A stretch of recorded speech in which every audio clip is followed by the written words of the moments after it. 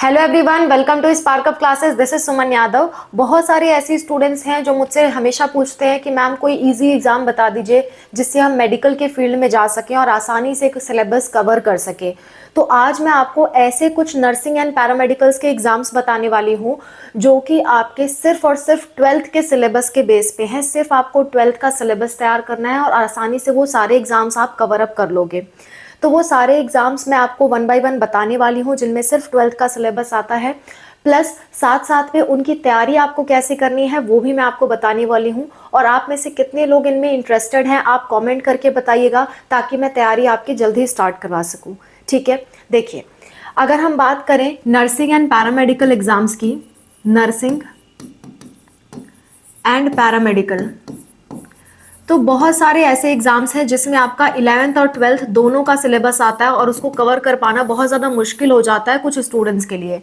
कुछ स्टूडेंट चाहते हैं कि सिर्फ हमें काश सिर्फ 12th का सिलेबस देखने को मिलता और हम तैयार कर पाते, क्योंकि 12th का सिलेबस आसान होता है एज़ कम्पेयर टू 11th।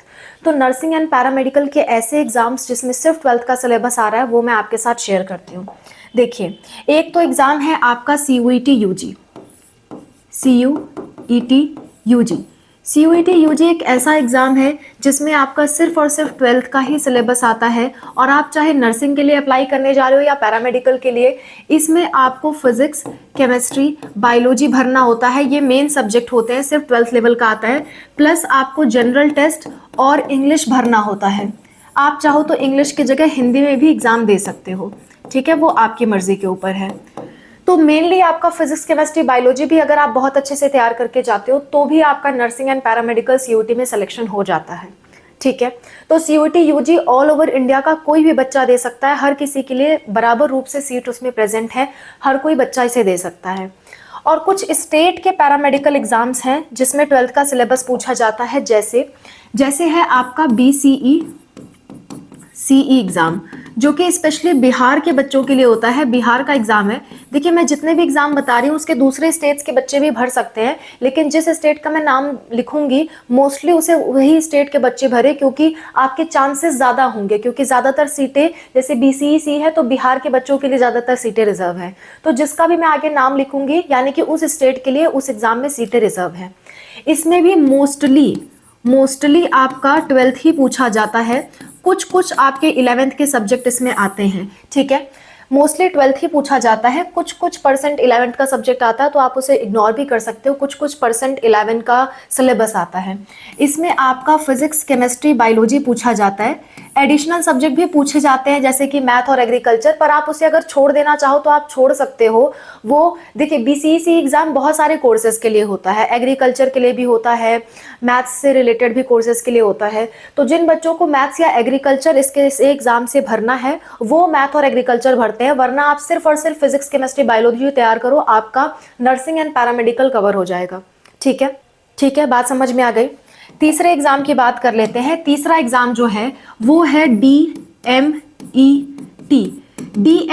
जो एग्जाम है ये उड़ीसा का एग्जाम है। उड़ीसा, जस्ट अ मिनट, ये एग्जाम आपका उड़ीसा का एग्जाम है, ठीक है।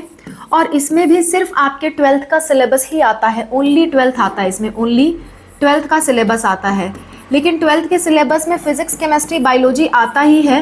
प्लस देखिए, जो फिजिक्स, केमिस्ट्री, बायोलॉजी है वो ही मेनली आप तैयार करेंगे तो भी आपका एग्जाम अच्छे से निकल जाएगा। बस बहुत अच्छे से आपको तैयार करना पड़ेगा और मैं हूँ आपको तैयार कराने के लिए। अगर आप कमेंट में लिखते हो कि मैम इन एग्जाम्स की हमें तैयारी कराइए, तो अपना एग्जाम का नाम लिख देना और मीडियम की, किस मीडियम में आप तैयारी करना चाहते हो, हिंदी मीडियम या इंग्लिश मीडियम।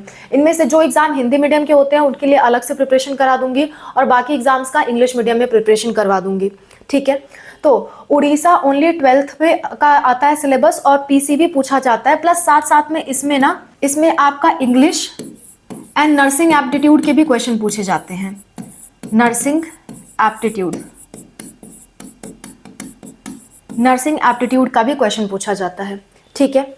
इसके बाद जो अगला एग्जाम है वो अगला एग्जाम है आपका CMC Vellore nursing. CMC Vellore एक कॉलेज है, इसमें सभी लोग नर्सिंग के लिए अप्लाई कर सकते हैं, मतलब गर्ल्स ओनली, इसमें सिर्फ गर्ल्स ही जा सकती हैं, बॉयज़ नहीं जा सकते, ठीक है। इसमें भी सिर्फ आपके ओनली 12th का ही सिलेबस आता है और 12th के सिलेबस में फिजिक्स, केमिस्ट्री, बायोलॉजी, ये तीनों तो आते ही आते हैं, प्लस साथ साथ में आपका इसमें एक एप्टीट्यूड असेसमेंट टेस्ट भी होता है। एप्टीट्यूड असेसमेंट टेस्ट होता है, असेसमेंट टेस्ट होता है, ठीक है। इसमें एक एप्टीट्यूड असेसमेंट टेस्ट भी होता है। इसके बाद अगले एग्जाम की बात करूं तो वो है आपका RUHS एग्जाम। हालांकि ऐसी बात चल रही है कि RUHS एग्जाम को CUET में इंक्लूड कर देंगे, लेकिन जब तक नहीं इंक्लूड हुआ है तब तक RUHS को हम अलग से ही प्रिपेयर करते हैं।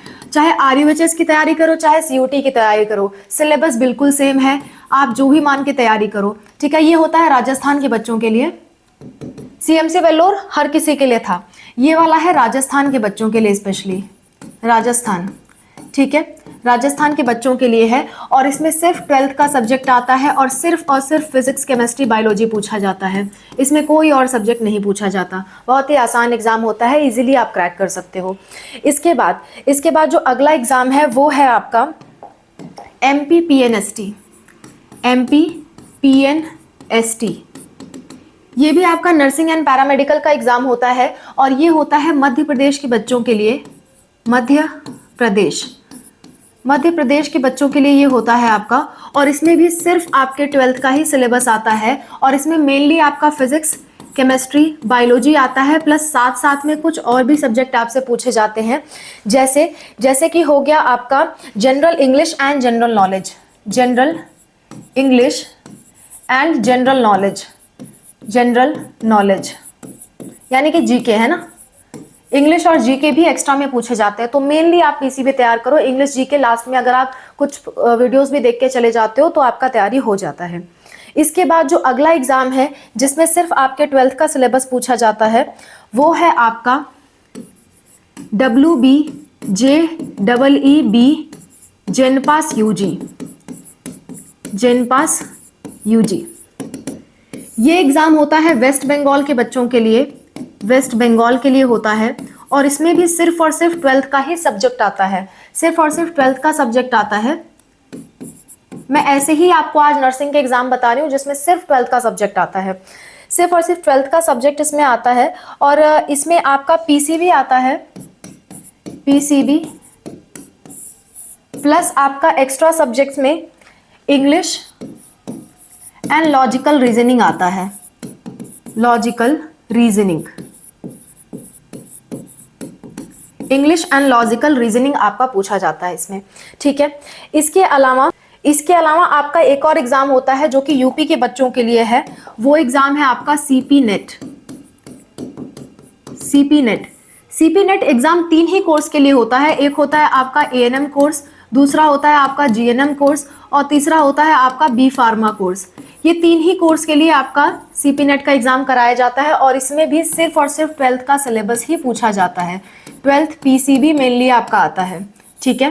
प्लस साथ साथ में आपके इंग्लिश के क्वेश्चन भी इसमें पूछे जाते हैं, इंग्लिश के क्वेश्चन।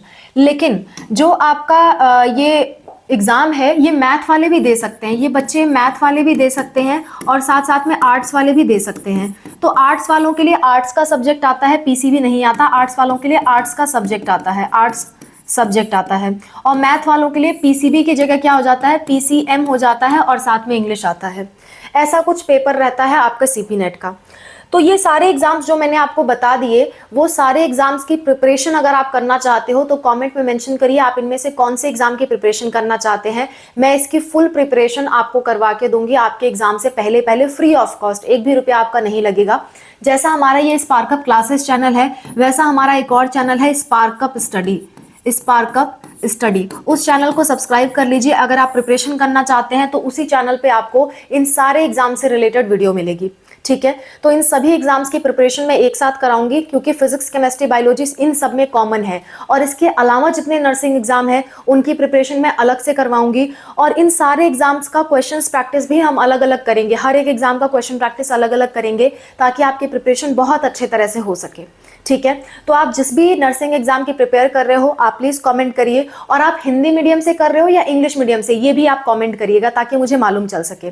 तो प्रिपरेशन के लिए स्पार्कअप स्टडी से आप प्रिपरेशन प्रिपरेशन कर सकते हो। मैंने ऐसे एग्जाम्स आपको बता दिए जो आपके लिए आसान पड़ेंगे और आप इजीली क्रैक कर सकते हो जिन एग्जाम्स को, उन एग्जाम्स का नाम मैंने सामने रख दिया है, ठीक है। अगर कोई स्टूडेंट इन स्टेट से नहीं है, जो स्टेट्स मैंने लिखे हुए हैं, अगर कोई स्टूडेंट्स इन स्टेट से नहीं है तो वो CUET UG को टारगेट करे, क्योंकि CUET UG all over India के बच्चों के लिए है। और अगर वो लड़की है बच्चा तो CMC वेल्लोर को भी टारगेट कर सकते हैं, पर इसमें सीटें बहुत कम रहती है, तो मैं कहूँगी ज़्यादातर आप CUET UG को टारगेट करिए, ठीक है। बात समझ में आ गई। तो ये सारे कुछ एग्जाम्स थे जो आप आसानी से क्रैक कर सकते हो। इसके अलावा कोई दिक्कत, कोई परेशानी होती है आपको, या इनमें से किसी एग्जाम पे आपको डिटेल वीडियो चाहिए कि मैम एक एक चीज़ इस एग्जाम के बारे में बता दो, तो आप कमेंट करिएगा, मैं डिटेल वीडियो आपको हर एक एग्जाम के बारे में बताने को तैयार हूँ। That's all, thank you so much for watching, wish you all the best for whatever you are going through. Bye, take care.